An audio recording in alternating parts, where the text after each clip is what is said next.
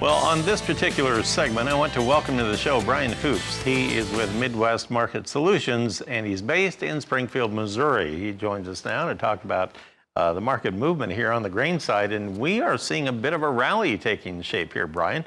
Let's walk through these, and then I want to get your take on this. On the corn market, right now on that December contract, the nearby contract, we're trading 4 higher at 371 3/4. And even that, believe it or not, is a penny off of our high of the day. At that point, it would have been a nickel higher.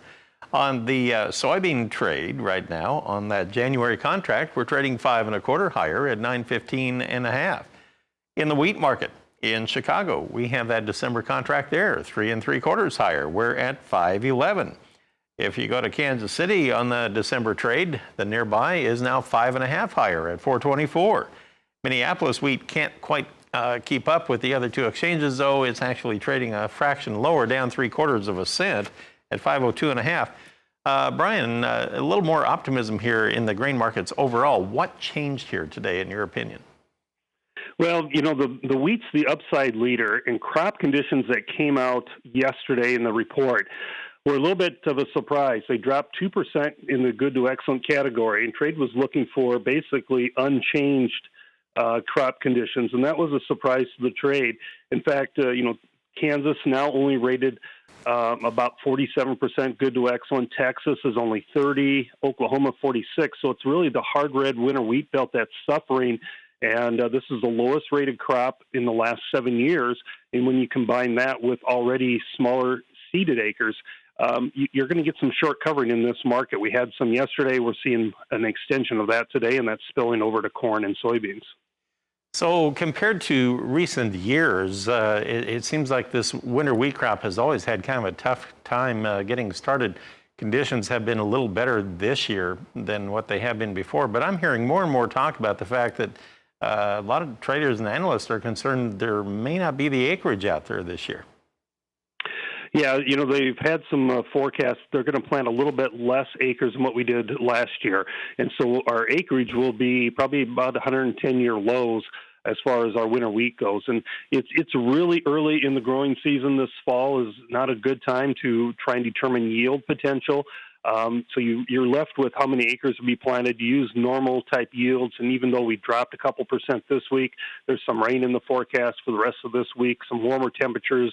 That should help improve that crop as it goes into dormancy around the 1st of December. So trade's watching that pretty closely. We're also watching basis levels, and they've been narrowing for corn and soybeans. With the drop in prices, that's not only stimulating a little bit of additional demand, but it's also discouraging farmers from making any additional sales. So now we're seeing basis levels improve, and we are seeing a couple private export sale announcements of corn.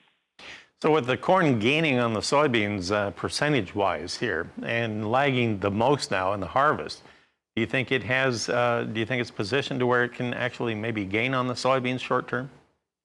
Well, probably in the short term. You know, there's a lot of talk from our clients in the Dakotas and Michigan, Wisconsin areas where they're lagging the furthest, that they're having so much trouble getting propane that they're inclined to just leave the crop in the field. They can't harvest it and have wet corn laying around for the winter, so they're going to take a chance and just leave it out in the field until they're able to get additional propane supplies to dry this crop down, because it is pretty high moisture at this point in time, and there's a risk in doing that, but it seems like the better choice at this point in time, and that should help narrow things basis-wise through the winter months as well.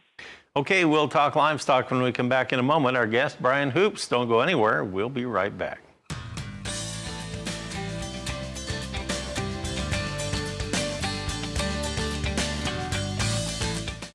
We're talking with Brian Hoops of Midwest Market Solutions. We're going to shift our focus over to our livestock trade. It's been kind of a down day here in the livestock market, so let's look at live cattle first. We'll get you updated on quotes from Chicago. We are lower by 83 cents on December. We're at 117.88. February down 57, and April down $1 even. If you look at feeder cattle right now on that nearby November, which goes off the board Thursday, it's down a nickel, but all the other months fairly sharply lower. January down $1.07 right now at 143.40. On the lean hogs, this is where they're really getting after them. On the deferred contracts, everything at least $2, if not more, to the downside. February down $2, April down $2. We have May down $2.45. December is only down about 55 cents right now. So, Brian, what is going on here? The cattle market and the hogs really struggling today. Yeah, especially those deferred contracts of the hogs. You know, it wasn't too long ago we were over $90 to $92 in June, July, and August hogs. That's a really rich premium. You know, those a lot of times would be summer-type highs.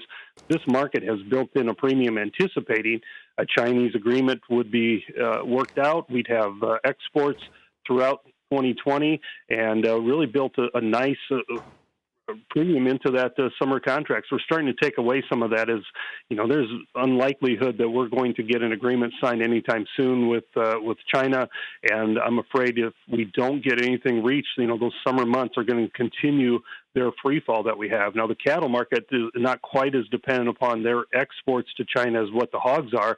But we saw a big drop in prices last week. We don't want to take out that low that we made in feeder cattle and in fat cattle. From a technical standpoint, that would set off all kinds of fun selling if that happened. You know, we're getting close to this time frame from a seasonal standpoint where we put a high in the market and work lower. A lot of times between Thanksgiving and Christmas, we do end up taking the market down as packers slow some of their kills. And some of the cattle start to back up. They don't need as much cash product, and the cash market backs up a little bit as well.